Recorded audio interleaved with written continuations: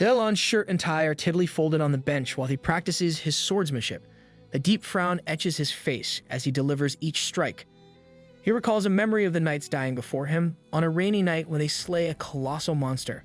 It was a night that filled him with an overwhelming sense of sorrow. As he swings his sword, the weight of that night's memory bears down on him, forcing him to stop with a heavy sigh. Clutching his head, he confronts his exhaustion. Leon reflects on how he never felt this tired when he was annihilating demons.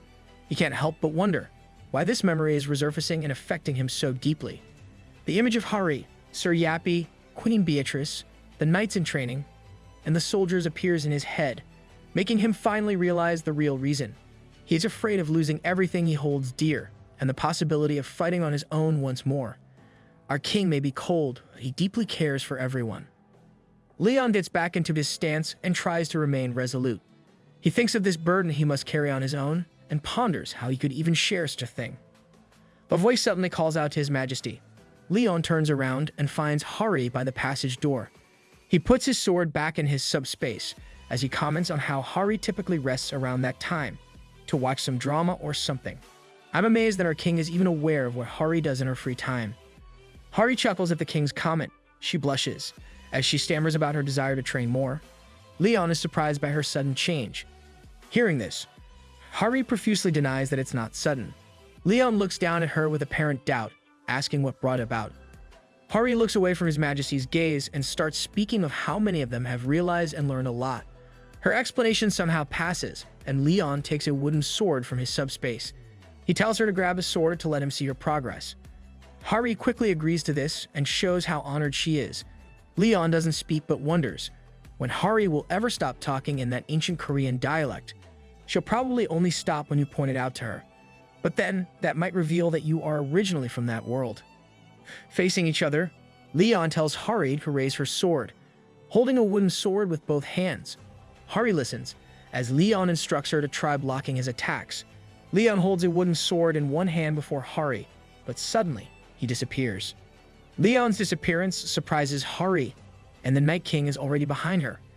As if sensing this, Hari manages to raise her sword against Leon's attack with a surprised shriek. Hari's expression changes, thinking of how strong the king is. You should take this seriously. Hari. The two of them continue to clash as Leon instructs her to keep her arms above her belly button or she'll be 0.2 seconds slower. He adds that if it is even lower, her speed will decrease multiple-fold. Hari responds with her understanding as they continue to spar. Leon is suddenly above her, about to deliver a heavier blow with how he is holding his wooden sword with two hands.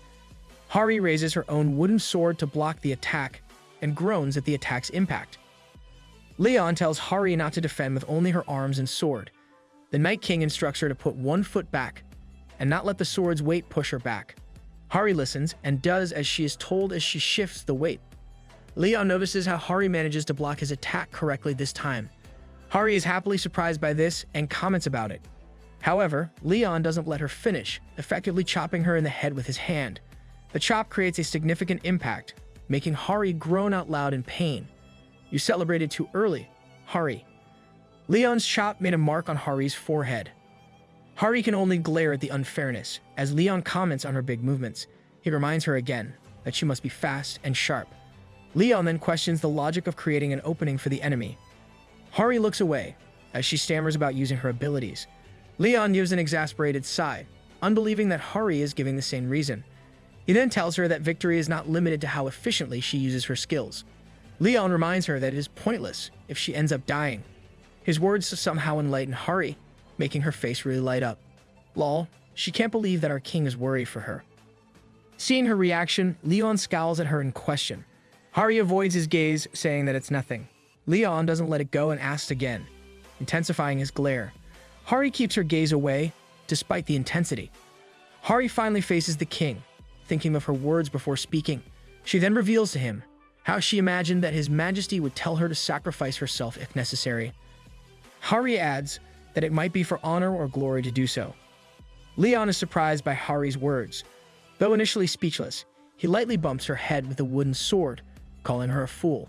He understands why Hari said those words, and asks if there is anyone she can dedicate that honor and glory to. Leon says it's pointless to copy the knights if there's no one to dedicate those things to. Yep. Just do what you can. Hurry. It's no good if you start comparing yourself. Hari mulls on His Majesty's words with seriousness, making Leon smile. Leon returns the sword to his subspace and tells her to rest.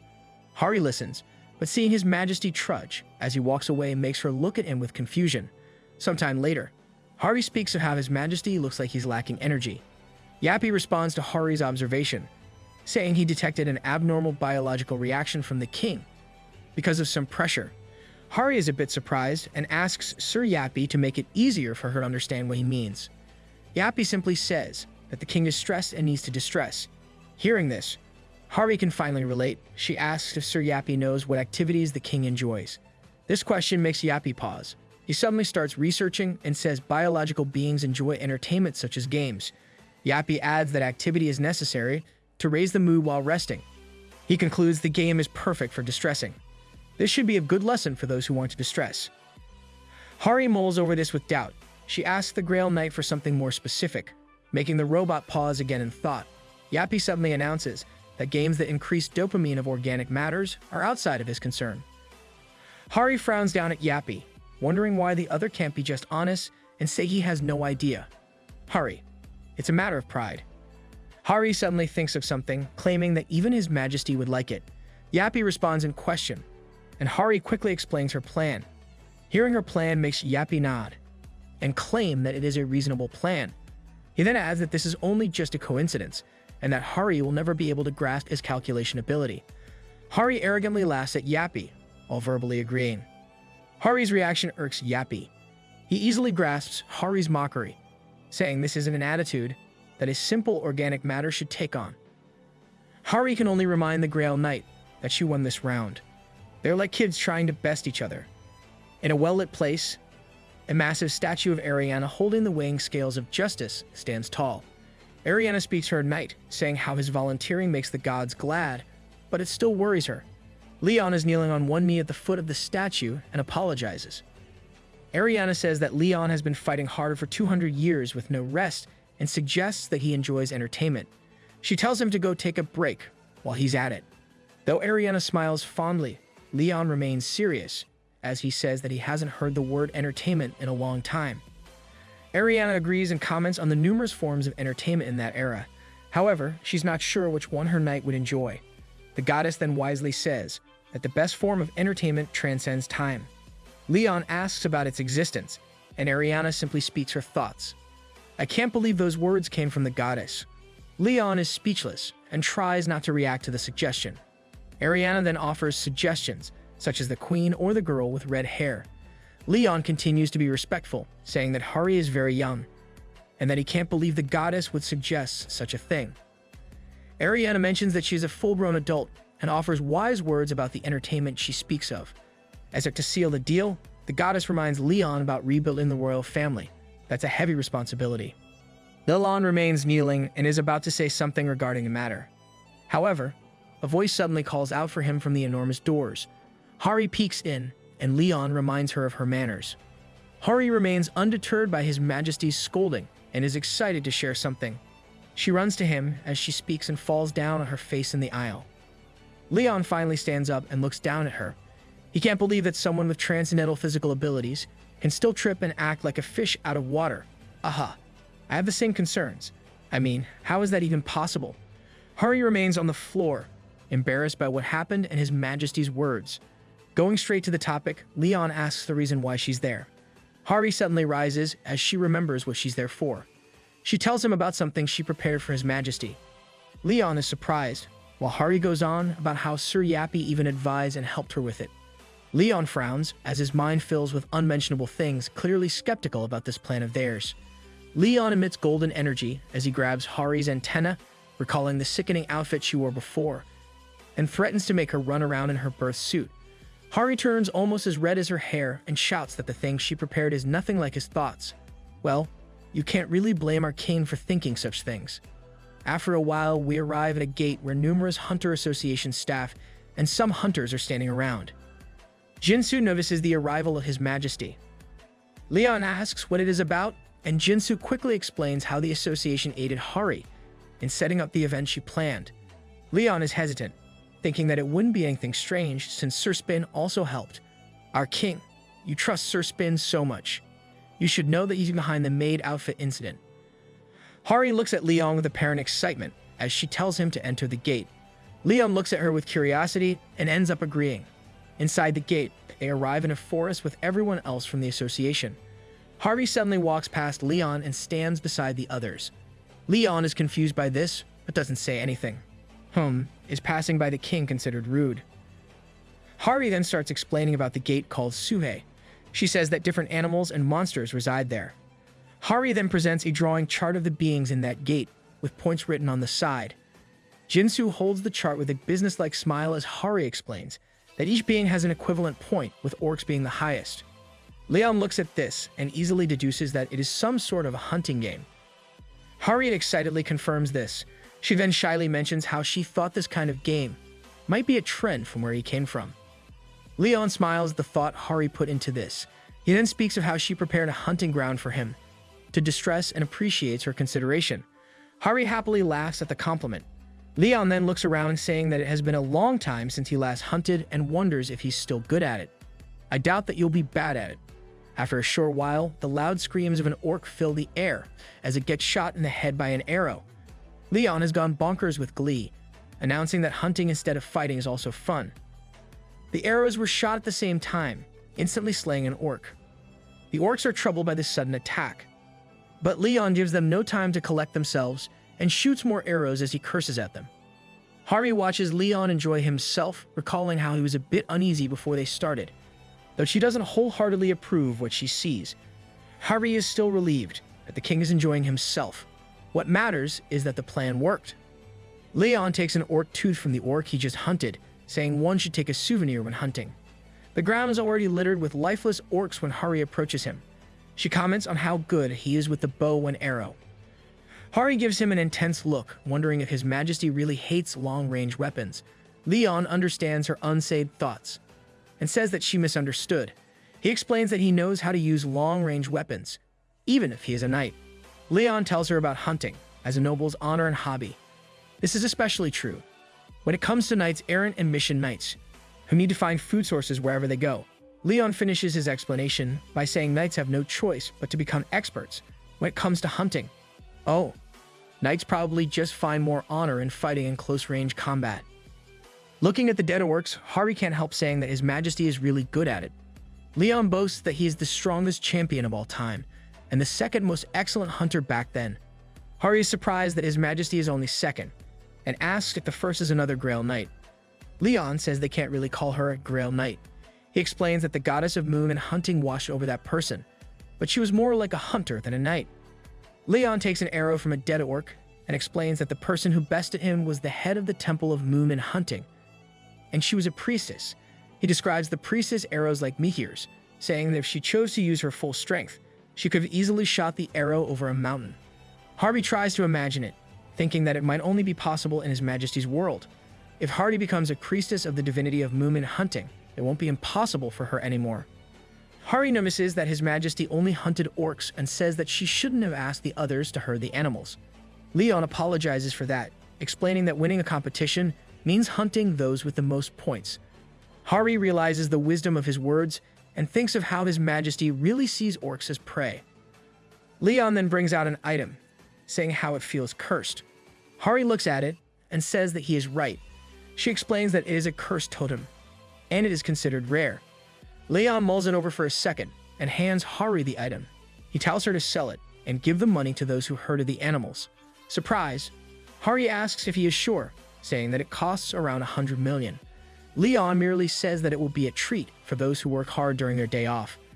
Hari thinks of it and can only listen. Yes, better reward those poor people who are working with no pay. Leon starts moving again and tells Hari to come with him. He mentions the footsteps of the orcs who ran away. Hari is surprised that His Majesty still plans to continue his hunt. Leon looks back at her with an ominous smile, saying that those beasts are still dirtying that forest by living. Even if those are fake, the Night King still wants to annihilate them. Hari can't talk back and can only follow. Leon repeats his instruction to follow him. He adds how they'll teach her how to use a bow and arrow. Hari walks beside Leon, as she heeds his call. She then calls his attention and smiles, mentioning her happiness at seeing him feel better. Leon looks at her in surprise and smiles as well. He wonders how long it's been since someone was so nice to him, without seeking something in return. Leon then softly tells Hari that he is proud of her. Hari didn't hear him the first time, however, Leon doesn't repeat himself. Too bad she missed it. Leon simply instructs her to slay at least 3 orcs, using the techniques he showed her. If she fails, then he'll be mad at her. Overwhelmed by the sudden test, Hari says that she is still new to the use of bow and arrow. Time passed after that, back in Pantheon Guild's training facility. Hari happily pushes a cart of wooden swords. She is delighted that His Majesty feels better. Jinsu suddenly calls her, and Hari asks why he is there. Jinsu explains that the tractor broke, so he needs to drop at a supply room. He adds how no one has used it since the incident in Naju. Hearing his explanation, Hari chooses to join him. Outside the Pantheon Guild's supply room, Hari and Jinsu are standing before the doors. Jinsu looks at Hari, asking if Sir Jevrick's warhammer is in there. Hari sadly smiles as she confirms this. She suddenly prays for the Grail Knight, and Jinsu can't help wondering how she is really praying. The doors open as Jinsu asks if the weapon has been there all along. Hari confirms this, saying no one can really use it at the moment. She explains how they are keeping it there in the meantime. With the doors finally wide open, the two of them realize that the hammer they are speaking of is actually missing. Hari's face fills with extreme shock and confusion at the scene before her. Wait, did someone steal it? It is another day in the Naju Plains. A black Satan stops by a line of people. 2 men step out of the car, intending to see the nation's most powerful epic item. Yappy appears, stopping them in their tracks. The man realizes that it is Jag's spin, while the other scratches his head as he confirms that the rumor about it being in Pantheon Guild is true. Yappy asks if they are there for the hammer challenge. The man confirms this, and Sir Spin quickly welcomes them. The man hesitantly appreciates the welcome, while the other comments on how it is actually nicer than he imagined. Right, that's nice. Yappy's eye suddenly flashes red, and he brings down a whip that hits the ground before the 2 men. The 2 are so surprised that they shriek and make a fool of themselves. The man who climbed on his friend asks the robot what the matter is. Looking menacing, Yappy says the entrance fee. The man is so taken aback that Yappy explains that they must pay an entrance fee before entering and points to a sign.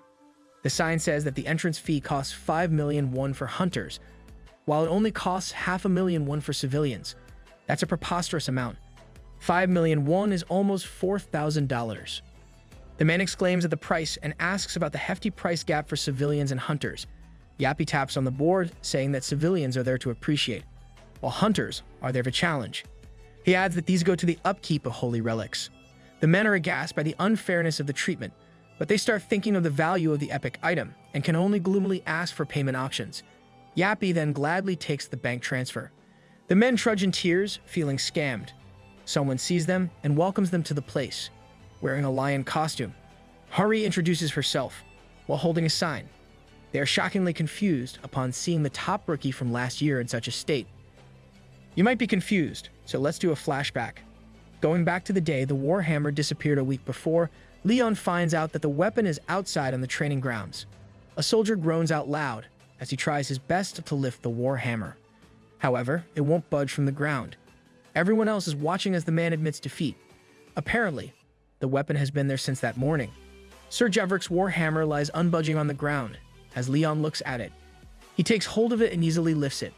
Hari and the other soldiers are so surprised at how easy it was for the king to do it. Welp, it's the whole only the chosen may wield trope. Leon speaks to the warhammer, asking what it is trying to accomplish. The weapon emits a golden aura, and with a burst of energy, it pulls itself out of Leon's hands and lodges itself on the ground with a loud crash. I guess this answers how it got outside. It did it on its own. Everyone is taken aback by what happened. Beatrice comments on how expressive it is. Leon says that the warhammer looks like it wants something. Hearing this, Hari immediately asks if it is possible for it to have its own consciousness. Leon confirms that a holy relic like the warhammer can. The Night King explains that this is especially true with items that have been with a priest or someone divine for an extended period. Leon adds that it can develop its own will and can be difficult to handle. Oh, so holy relics can be troublesome or well-behaved, depending on who's holding it. His Majesty doesn't say it, but he thinks of how he didn't feel that the Warhammer had a consciousness back when he received it from Juvrik. Leon recalls how Demira's Grail Knight proudly announced his intention to pass his powers through his Warhammer. The Night King finally understands and smiles. Looking at the Warhammer, Leon asks if it wants him to find an owner for him. The weapon doesn't speak, but continuously emits a bright golden aura. Leon smiles as he instructs Hari to inform the association about this. Hari asks what she should tell them. Leon says that anyone who can raise the Warhammer will be allowed to keep it. He's the king of Lionheart, so it makes sense that he understands what it wants. Hari is so shocked that she asks if His Majesty is sure about this. She then relays to him how the association will be sending someone to appraise it first. After that, the appraiser who King shouts out loud upon seeing the weapon and its details. Hari asks if there is a problem, and the appraiser trembles as he says that the Warhammer is epic rank. The eyes in the spectating soldiers bulge out at the news. The appraiser faces His Majesty, repeating his words about the weapon being an epic item. Unlike the others, Leon is indifferent to the appraisal results. Well, our king has 3 holy relics on him, so it naturally doesn't surprise him. The hunters of Earth use special equipment to fight monsters, and their equipment is ranked to make it convenient for humans to tell apart. The equipment is generally ranked normal, rare, unique, and legendary.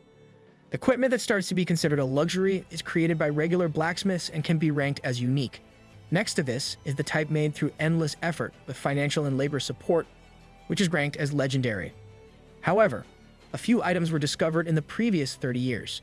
These items were ranked as epic, surpassing those of the legendary rank. There is the Shiwan Mountain's Master, which is the Heaven Destruction Sword of the Heavenly Demon. Huh. Is this a weapon from Nano Machine?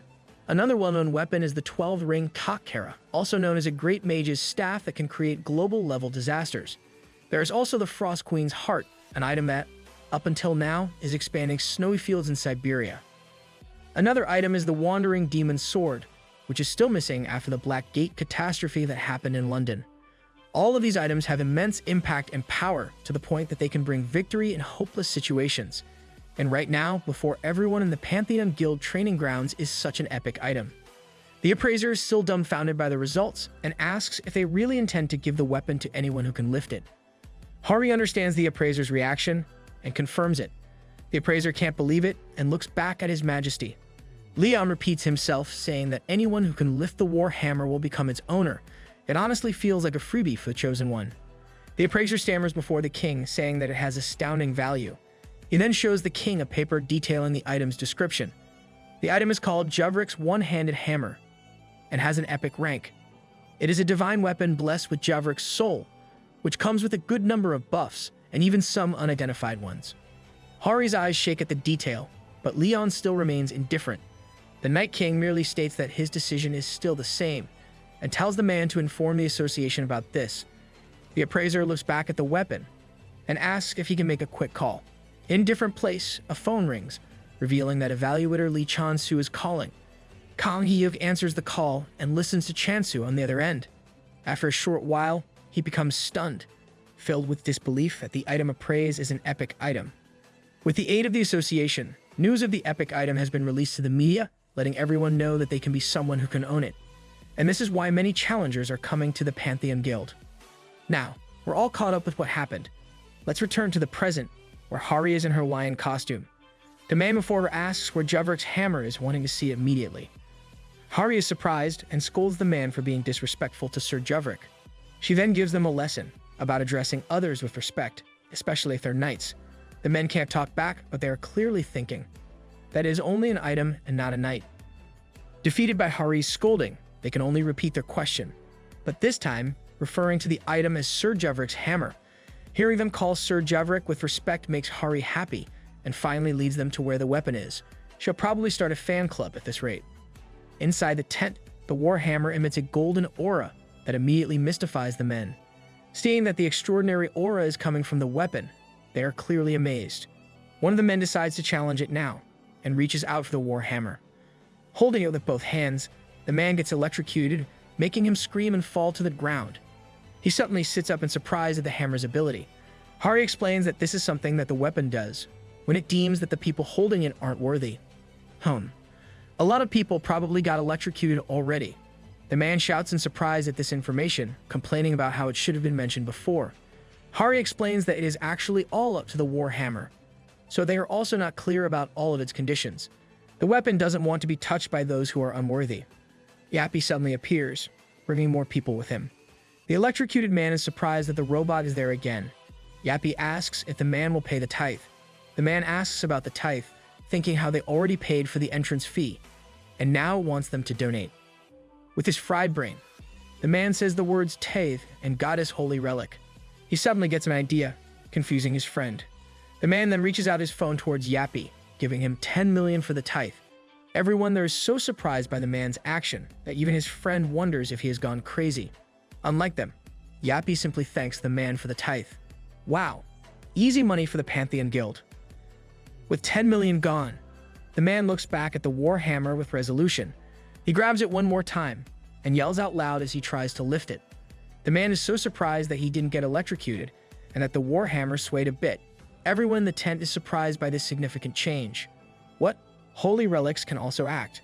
Suddenly, Yappy stands before the war hammer and announces that they are taking tithes for the Pantheon Guild's construction. Everyone is silent at first, but they soon understand what this means. They all raise their money in phones, claiming that they'll pay. Everyone starts to argue about who will go first, horrifying Hari with this scene. They've literally gone crazy. This is not a gacha game that you can whale people. Hari asks Sir Yappy if this is truly okay. Yappy approaches her, while the hunters visiting are busy. He states that this is an efficient method of making money, and that Hari only needs to follow his plan. Hari still feels terrible about it, as she looks at the others trying to lift the weapon. She can only say that it seems evil. Yappy makes his usual Keurig sound, and announces that hammer is money. Sir Spin is also the Pantheon Guild's financial officer, and he is only just beginning his plans. It is another day in Pantheon Guild headquarters in Nachu Plains. Hari bursts into the room, calling out to Yappy about a famous coffee franchise wanted to set up a store in Pantheon. Yappy merely tells Hari to report on the tithe. Not long ago, Pantheon Guild has grown really popular. Hunters are coming to challenge Sir Jevrick's hammer, and people who just get close to the guild are getting healing effects. It is no wonder that it enticed many people to visit. In this period, Yappy is hooked on collecting money and resources to fund the guild, while simultaneously making it famous and influential. All of the Grail Knight's actions are for the sake of a facility. A towering building is soon created. Hari is amazed by how massive it is, and asks what all the space is for. Yappy replies that it is a high-intensity forging facility. Hari looks around at the advanced setup of the place, asking Yappy if that place really is a smithy. Yappy confirms this, saying it is the lowest forging facility in his records. He adds that this is all he can manage based on the planet's poor metallurgy level. Hari continues to look around, claiming that it really looks great. Yappy looks down at her, straight up saying that this is only because she's an organic matter. This makes Hari feel attacked by his mean words. It's a futuristic kind of smithy. Hari walks around the facility, asking how Sir Yappy is the Grail Knight of the divinity of steel and blacksmith. Yappy confirms this, and Hari stammers, as she asks if he can make a sword for her. Yappy outright rejects her, making Hari feel like an outsider, since she's from the association. Yappy says that isn't why he rejected her. He then explains how the facility is incomplete. Yappy mentions that an additional facility is necessary to work with adamantite. For non-gamers here, adamantite is a fictitious rare metal, typically referred to in games like Terraria, Harvest Moon, and Final Fantasy. Hari smiles up at Yappy, understanding that he is not really rejecting her request. Yappy gets off Hari's head, claiming that he must earn more. Hari wishes him good luck as he goes off into a small passage within the facility. Yappy soon reaches a different space, announcing the opening of the minimum level forging facility and the completion of obtaining seed money. The Grail Knight looks up the screens before him, which shows various charts and images. Looking at these, Yappy announces his intention to be a righteous thief once more. Wait, aren't those charts related to stocks? Recently, the global stock market has suffered a great disaster. People who work on the stock exchange are befuddled as to why articles of oppositely desired news are released and are arguing about this. They can only curse at the appearance of an elusive entity that intervenes in the schemes of stock price manipulation, ultimately ruining the timing of sales. The entity would arrive, taking all the profits, and then disappear without leaving a single trace. But we all already know this entity's identity. It is none other than Yappy. Currently, The Grail Knight is keeping a close watch on the food industry's financial assets, considering that they don't look good in the 21st century. Many lands have been corrupted by demonic elements. In the beginning, powerful nations responded well to the massive change. Despite this, dungeon breaks still occur in poor nations every other day, including the areas in Eastern Europe and Middle East Asia. What Yappy did was buy those valueless, corrupted lands. His first target was the grain industry in a province in China. 20 years ago, the Shanghai disaster corrupted the lands of Heilongjiang, known as one of the 50 warlord nations. Yappy purchased a part of the grain industry, and the Grail Knight spread the faith of Demira to purify the soil. Though doing this at Leon's speed or scale is impossible, the soil will soon produce blessed crops that will be immensely profitable for the grain industry. Yappy does his work, thinking about how the Pantheon Guild will be able to monopolize the food resources. It may seem selfish, but they are solving the food shortage issue created by the gates and corrupted lands. Yappy looks up the screen as he considers the issue of possible invasion in Heilongjiang. Collecting extensive data, the Grail Knight weighs the possibility of global politics and wars. He deems it a pointless act, considering the threat level increase of gates. Yappy concludes that logical human leaders will not involve themselves in the nonsensical use of armed forces. With this in mind, Yappy believes that the land he purchased will rise. One afternoon, a piece of breaking news is being streamed live. A war broke out, initially making Yappy curious. But then, his whole demeanor changes into panic, considering the effects of this war on his investment. Oh, this might cause some internal strife. After some time, Yappy approaches Hari, telling her about a private equity that he owns. He then explains what it is about, try and get her interested. Yappy then offers to manage Hari's funds and tells her to register. Hari asks if Yappy wants her to invest. The Grail Knight clarifies that he will manage her funds. Hare becomes amazed that Sir Yappy is also active in the stock market.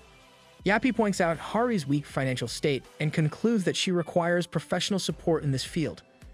Hari turns red at being called weak and defends herself. Yappy stares at her, bluntly saying how she only saved up to 15% of what a typical A rank hunter has in their savings. He also points out how she earns low and spends most of her bonuses on donating to charities. Well, it's her money. She can do whatever she wants with it. Hari looks down and explains that she's donating the money that she doesn't need to the orphanage she grew up in. Hearing this, Yappy says that managing her finances means she can make more significant donations. Hari nervously claims that she doesn't need it. Yappy suddenly lashes out at her for being lazy in her finance studies, claiming that it is akin to giving up on life. He scolds her, saying that she should even be thankful that he is offering to do such a thing for her. Knowing that Yappy won't stop unless she gives in, Hari says she'll let him manage 2 million won. Yappy says it should be 20 million and that she should also sell her semi-basement apartment in Seoul. Hari groans in discontent, thinking that with Sir Yappy involved, it shouldn't be anything dubious. Though still worried, she finally gives in to his demands. Glad with Hari's decision, Yappy announces that she's now a silver member since he's nice enough to level her up from bronze.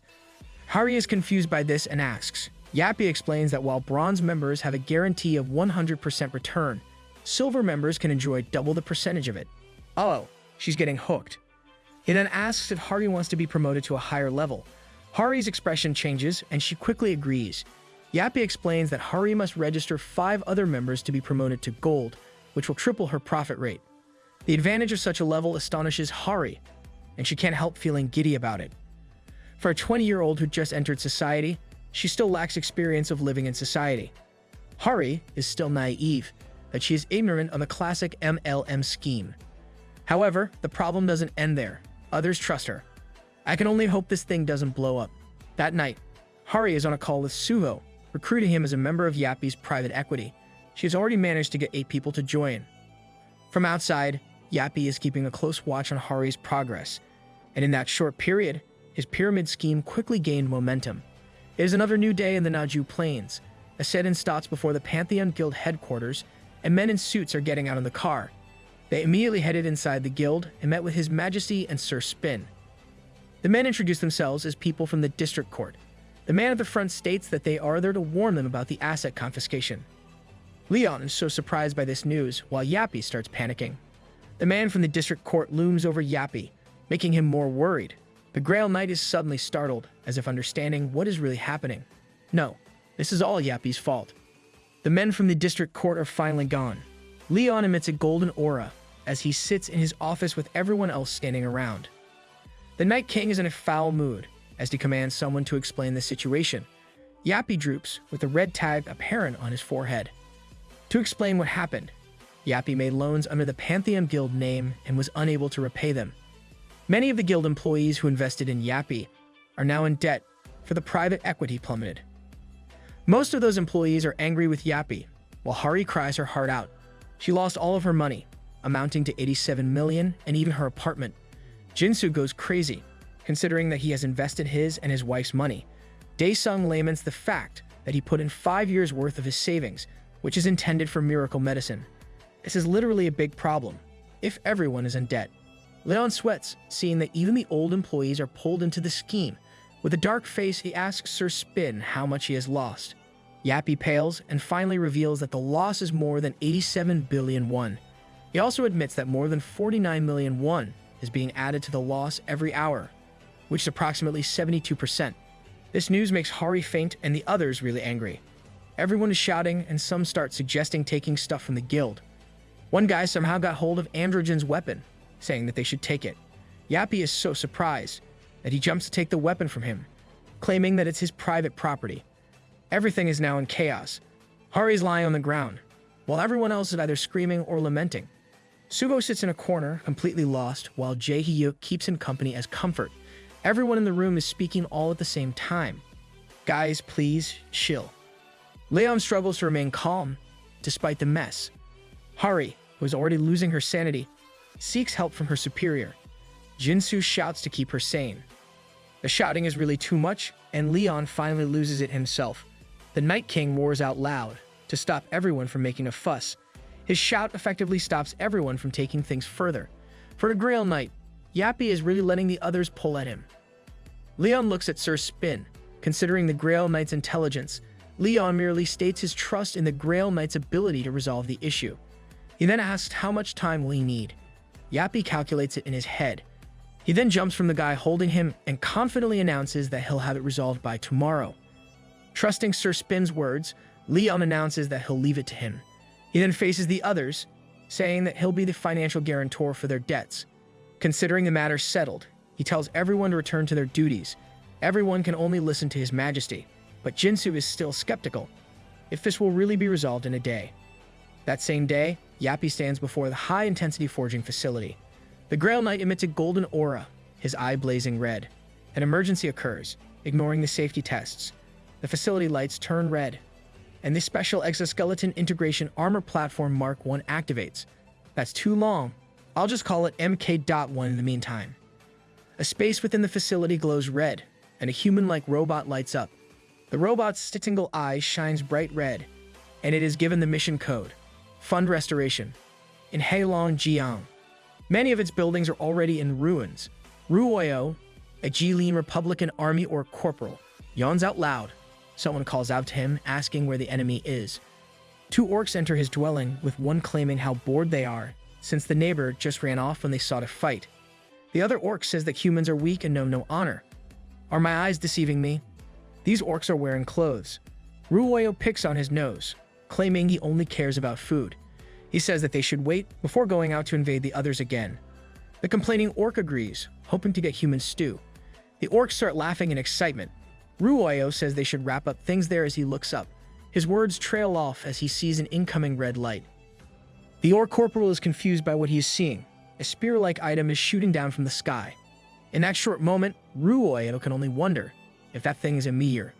Soon, everything is set ablaze and destroyed in that area. Well, those are some very short-lived characters. In a different location, Minister Julius from the US Department of Defense shouts in surprise, asking if the Divine Staff was hacked. He asks who did it when only 3 people had the code key. A man with a headset reports that the White House and Special Hunter HQ claim that they don't know. Hearing this, Julius asks again if it was really hacked. Another guy says that the passcode key regularly changes every minute, and there are numerous combinations, so even the world's best supercomputer will take a long time to figure it all out. Julius is still confused as to why it happened, and can only ponder who did it. I think we all know who's behind this. The man curses, saying that it should be stopped somehow, and asks for a way to do it. Another guy says it's impossible, since the passcode pattern is already reinforced, and has more than 10 billion possible combinations. Julius can't believe it is happening. Another guy calls out to him, reporting that Grizzly was activated as well. The guy immediately directs the moving lens and a countdown starts. He continuously reports about the preparation to simultaneously activate with Grizzly. The other guy in glasses confirms that the target is the Jilin Republic. Julius asks why it is heading there. Another man receives new information and presents it to Julius. The minister is surprised at seeing a live press conference. In the video, Julius is giving a speech about how the Jilin Republic disturbed the peace. Then, a blonde guy from Russia announces their cooperation with the US. Julius is so disturbed at seeing himself in the video that the man who handed him the phone can only confirm that it is a fake video. Seeing the uncanny resemblance, Julius can only say that it is a deepfake. Oh no, this might get him caught. Suddenly, every screen turns black and some static starts to appear. In all of the screens, a text appears, and they are set in multiple languages, announcing that he's there to end the war. Julius and everyone only became more confused by this. Back in Heilongjiang, an orc is starting to worry. Linshan Kazak, a Jilin Republic general, is worrying about how things come to that point. The orc is before others and speaks of how they are the strongest of the nations. Linshan says that there is only endless war left in the future. One of Linshan's subordinates asks what they will do now. Thinking that things are already terrible, holding his head, Linshan mulls it over and says they should just take any money left and book it. He starts planning how their group will move to the plains and increase their numbers. Another orc agrees to this, suggesting something vile while he's at it. A hand suddenly appears above the orc's head, crushing him right on the table. The hand belongs to MK.1, which suddenly appeared out of nowhere. The orcs are in disarray at the sudden interruption, while the robot announces that he found the targets, which are the orcs. Weaponry suddenly starts appearing from MK.1's arms and back directed at Linshan. The robot's red eye shines bright as it announces its intention to take back its funds. Lol. So, this is how Yappy plans to resolve the financial issue. An apparent hole can be seen on top of a ruined building. Inside, Linshan says he has no idea who the other is, but he knows he's got guts. The other orcs suddenly surround MK.1 and swing their weapons at him. The robot easily evades it with a high jump.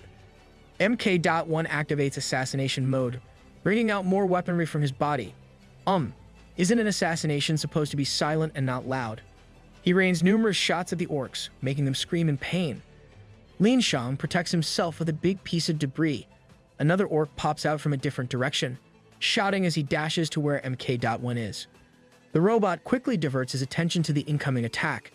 MK.1 shoots at the other using his palm, causing the other to perish in pieces. He then releases the shell from his forearm as the other orcs look at him, stunned at what just happened. MK.1 does a special modification and uses an ultra-high mass 12-gauge bullet set. The robot points all of his ready weapons at the orcs. He releases the conditional firearm restriction to make them accessible to use, as he marks all of the living orcs within that space. MK.1 announces to release all ammo and showers numerous shots at his enemies. Screaming can be heard on top of the loud booming sounds of the shooting. Some of the orcs are unable to defend themselves at such an attack, and soon MK.1 stops. The robot looks at the result of his attack, seeing that many orcs are already down, and that only one enemy remains. The remaining orc complements the other, since those who just perished are those who were supposed to be promoted to generals. Well, now you know that they don't deserve the promotion. MK.1 doesn't really care, and simply resumes his assassination. Linshan shouts if the other even understands what assassination really means. MK.1 continues to ignore his words, and simply shoots again at Linshan. The orc manages to evade these and dashes to where MK.1 is. He pulls his axe to strike. As Linshan brings his weapon down, MK.1 raises an arm to defend himself. The weapon on his arm breaks off at Linshan's attack.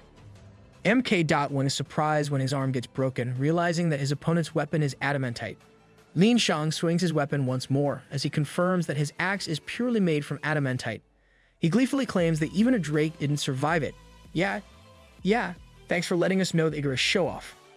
The two exchange hits, and MK.1 assumes that the opponent's rank is actually S. With this in mind, he determines that he lacks ammo for this fight. He catches one of the Linshan's strikes with one hand, and attacks him with the other. The shot merely grazes the orc, making Linshan amused.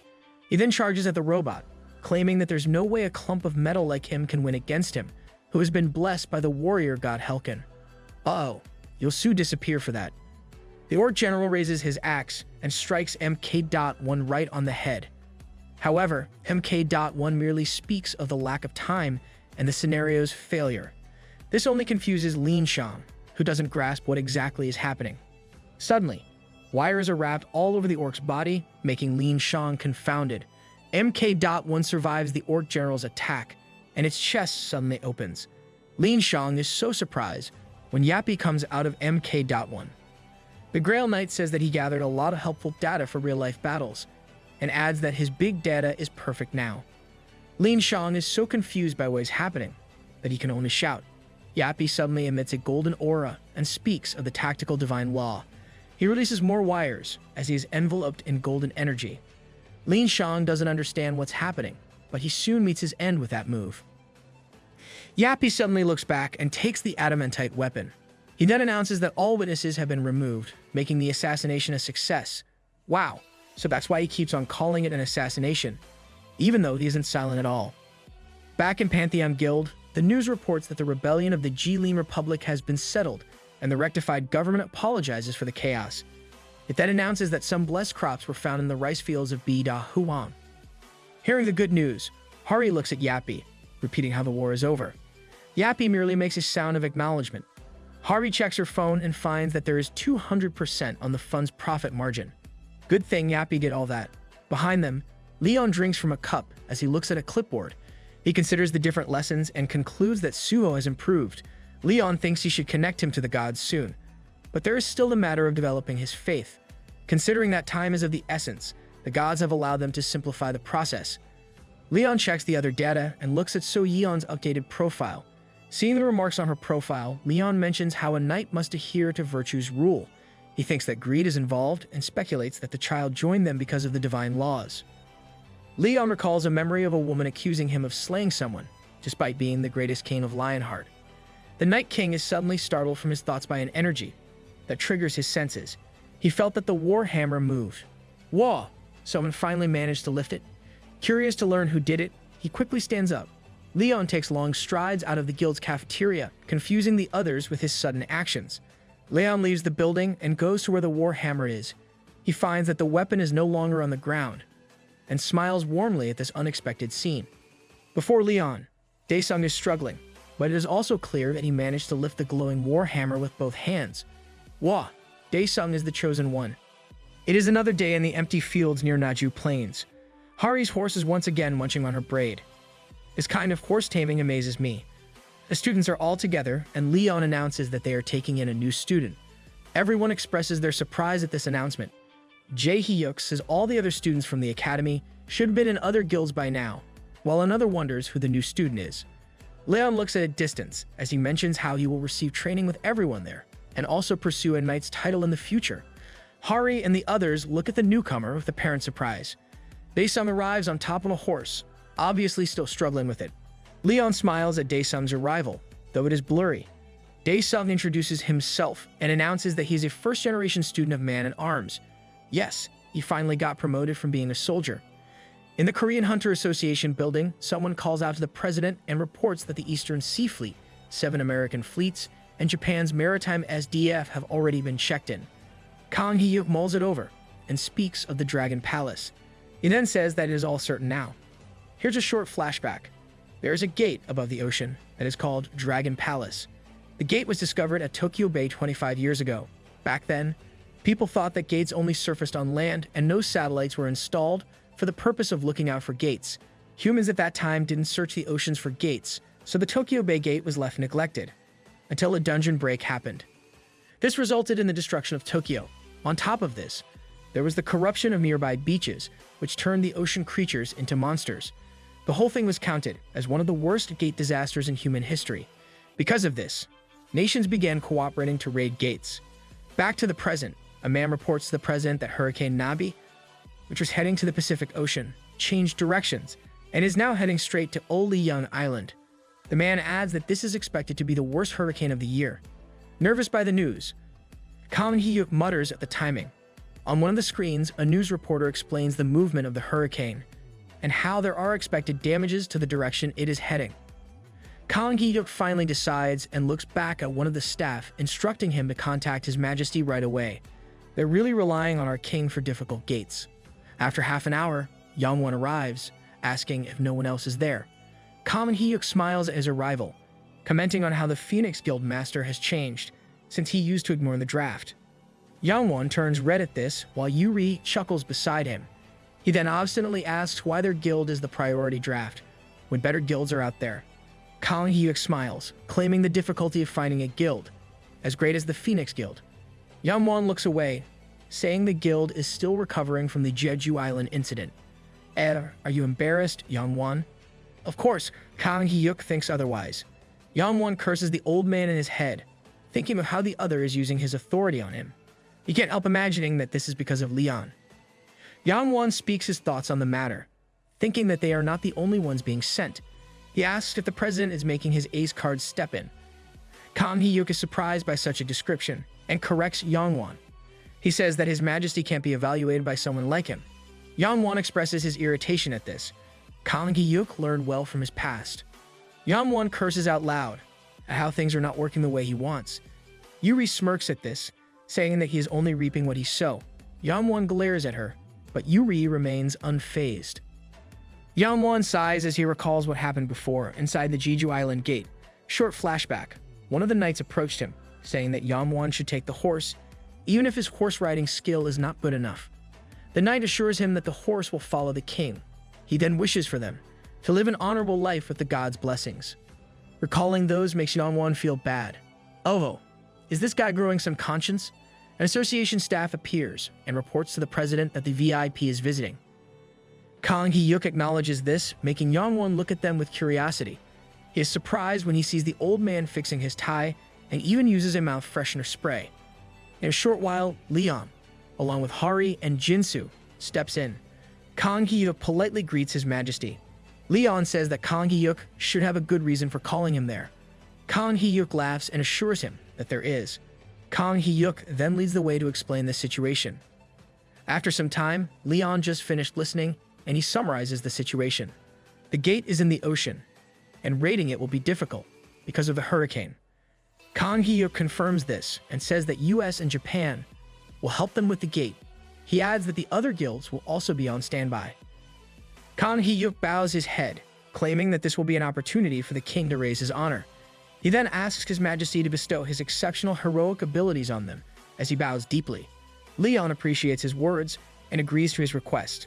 The president studied well on how he could get our king's favor. The Night King speaks of how heavy a king's value is and asks him to prepare a worthy tribute. Kang Hee-yuk asks if there is anything that His Majesty desires. Smiling, Leon claims that a king doesn't count coins, so Kang Hee-yuk can speak with Sir Spin regarding this matter. Kang Hee-yuk nods his head, thinking how the king made him an empty promise. Thinking that handling him is complex, the president watches them leave, as Leon asks Hari for the name list. Once outside, Leon checks the clipboard and tells Hari to list those that he has chosen to participate in the raid. Once Hari is ready, Leon says a couple of names, starting with Sir Spin, the students, then the soldiers. As Hari writes them down, she notices something and looks up at His Majesty. She mentions that none of the names he calls out are women, making Leon look at her in question. Seeing his look, Hari's thoughts go off a tangent, thinking about how His Majesty differentiates between ladies from women. She really knows how to hold a grudge. That may be the case, but Hari is also aware that His Majesty wouldn't discriminate between two genders in that kind of situation. Leon looks at her, saying that the answer to his decision is evident. With a really serious face, he announces that having women on board is bad luck. Hari is so surprised that His Majesty is blatantly saying this. I can't believe that our king is superstitious. It is a different day. Helicopters are in the air, while some ships are still on the pier, and this is South Korea's first fleet. One of the helicopters starts to descend, and some of the ship's crew are watching. Leon's group gets off the helicopters and approaches the waiting men. Leon addresses the one in front, asking if he is the commander of that base. The man without a hat confirms this, introducing himself as Lieutenant General Choi Jae-sung of the First Fleet. Jae-sung expresses his gladness at meeting His Majesty. He tells the king how Goddess Damara's crops healed his granddaughter's illness and wants to thank the goddess on his behalf. Leon removes his sunglasses and smiles, telling the other that his desire to thank the goddess for her blessings means they are brothers. Jae-sung chuckles, saying that it is an honor. He's your brother since he has faith. The lieutenant general then leads the way to introduce their allies for the raid. Inside a building, Yamwon curiously looks at the others and asks if those people are part of the US raid team. Jae-sung confirms this, saying that the team arrived using a cargo aircraft as soon as they could. He adds how it is surprising when the team is known for being passive. The two continue to look over at that side, and Yamwon recognizes the master of the American Magic Tower among them. Some of the hunters from the Korean side wonder why someone like him is there. Reynold looks over at their side and smirks, seeing that he is famous even in Korea. For a renowned guy, you're playing for the enemy's side. You'll soon get your karma. He then greets them with a smile and introduces himself as he holds onto that huge orb. Reynold is about to say some more but falters when he sees Leon among those that he is greeting. He and the Great Being internally curse out loud at the sight of the King of Lionheart. Reynold asks the Great Being what they should do when Leon is right in front of them. The Great Being tells him to calm down. Leon looks at them, a bit confused. The Great Being then says that Reynold would have been killed on the spot if the Great Being had been noticed. Oh, that makes sense. The demon then tells Reynold to have faith in the ring's power that he gave him. At that moment, Reynold looks at the said ring. As he praises the demon, he fiddles with the ring, thinking about how it can conceal demonic mana, feeling reassured that they won't be discovered. Suddenly, the ring cracks a bit, surprising Reynold and the demon.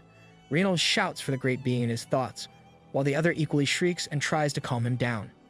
The demon then explains that the item is being worn out because of the divine power that the Night King is emitting. Leon continues to look at the master of the American Magic Tower, a bit curious as to what is happening to him. The Great Being shouts at Reynold to get away from Leon. However, Reynold doesn't listen, knowing that it will be suspicious of him to suddenly do so. The Great Being curses at him, but he can't really do anything abruptly. Reynold stammers as he greets His Majesty, saying he really wants to meet him upon hearing about him. He then looks at his hand in worry, thinking that he can't shake the Night King's hand or he'll be busted. Leon smiles at the way Reynold acts, saying that the other knows his place well. Reynold is confused by this as Leon passes by. He can only question the fact that the other is satisfied somehow. He's satisfied because you didn't shake his hand. You're just not on the same level to be shaking his. Reynold is still pale and decides to get away for now, hoping that the Great Being agrees with this. The orb moves in Reynold's hands, while the demon says that it is crucial for them to do just that, since they really must get into that gate.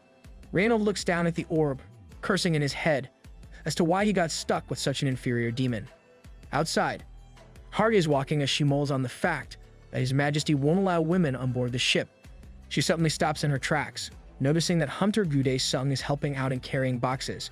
Hari walks towards Dae-sung and calls him out. The other wipes on his sweat as he acknowledges Hari's presence. In a short while, a caller drops from a vending machine, and Dae-sung takes it. Harvey starts questioning his actions, saying this is the type of work that the association handles. Dae-sung says that he should still help. Hari then reminds him that he is already a night trainee, and she is sure that the king wouldn't give him such tasks. Hari, it's up to him, whether he wants to help or not. Dae-sung scratches his head in embarrassment since he thinks that his ability to lift the war hammer is being treated so highly. Hari glares at him, saying it is a big deal, since even she can't move it. She reminds him of how numerous have tried, and only he made it work. Hari claims that Dae-sung is chosen by the goddess. Dae-sung looks at her with obvious doubt and denies it again. Hari pouts at his stubbornness and starts saying how His Majesty would speak about a peasant doubting the king's decision. Dae-sung sees something behind Hari and pales, but Hari is not done with her monologue. Oh no, this is bad. You better stop already, Hari. Dae-sung tries to calm her down, but she's still at it. Behind her, Leon listens and gets irritated by what she's doing. Dae-sung stutters, unable to say anything else but call her name.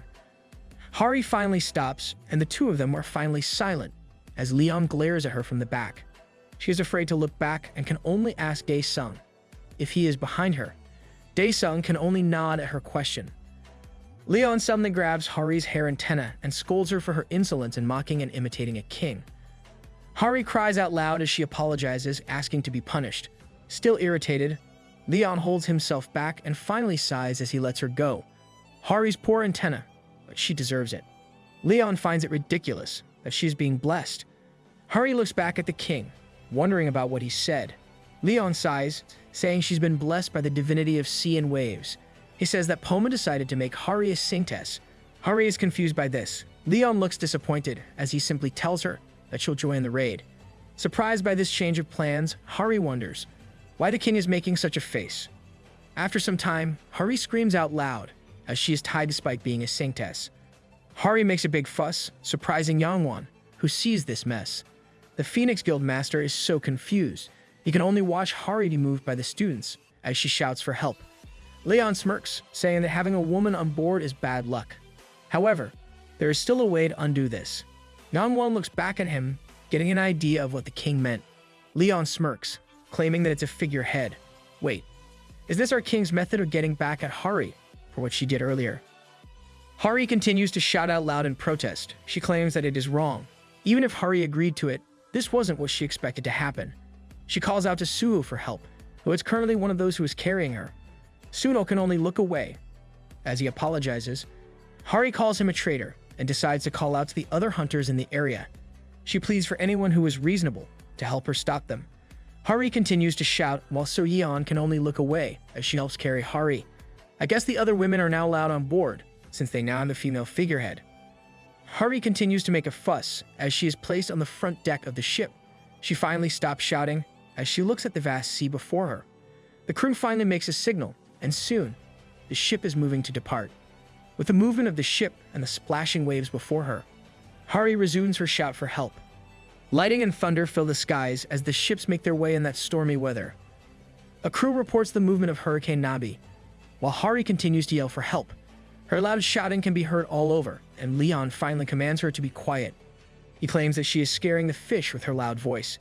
I bet he's really good at it as well. Leon is currently fishing, and Hari complains about His Majesty's actions when she is clearly stuffed there.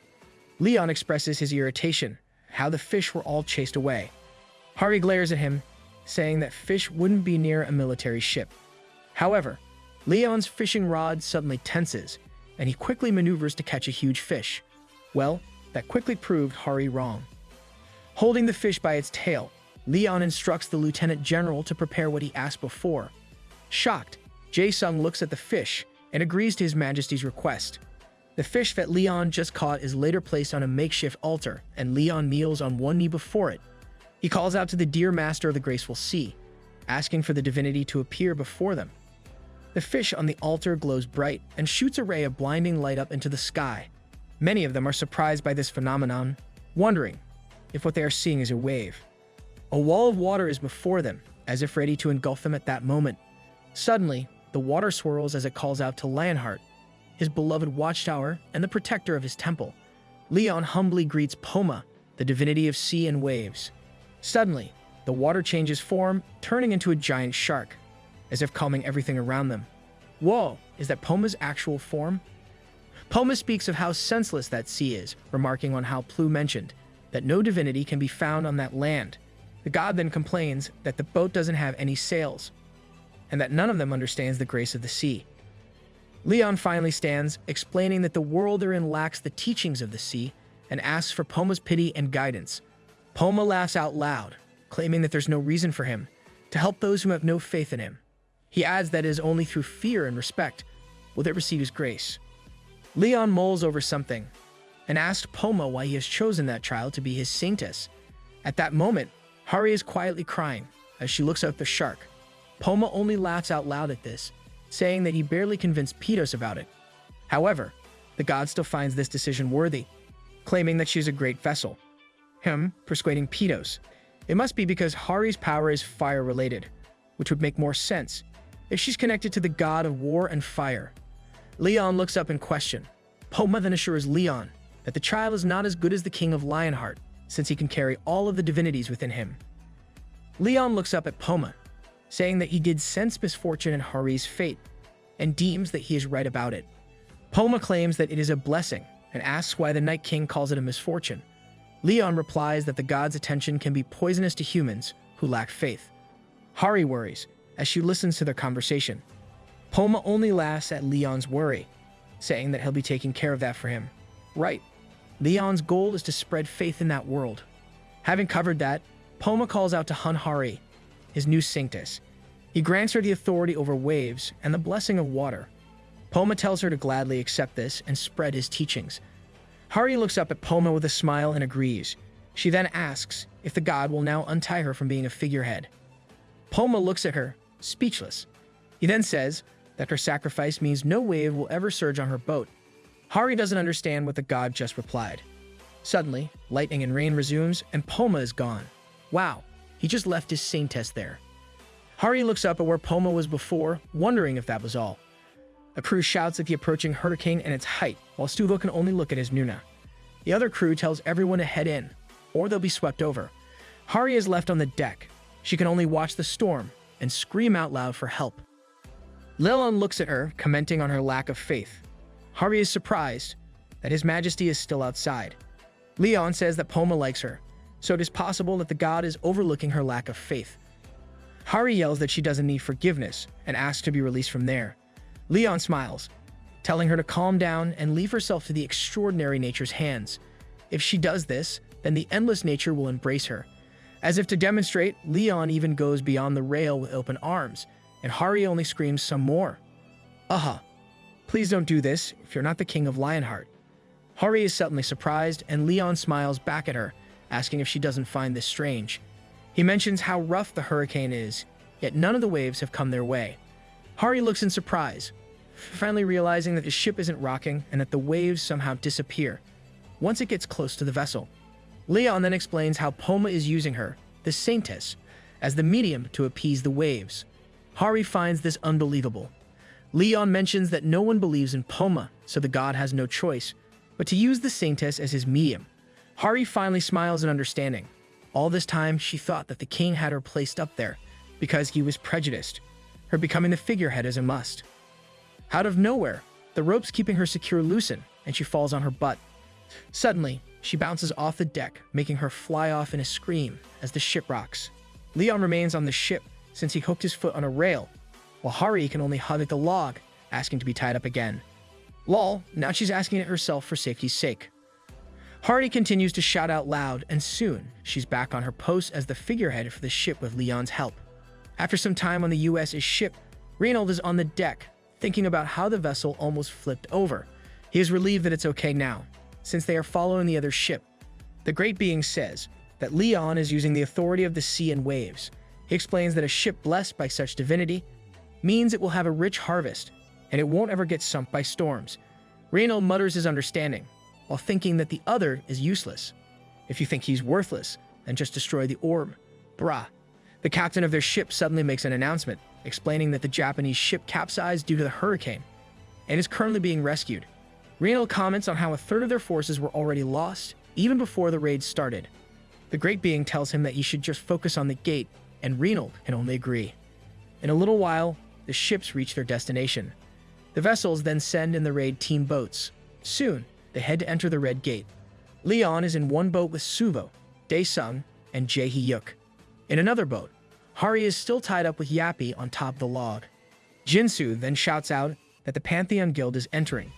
Hari can only cry at her predicament, and soon, their team enters the gate.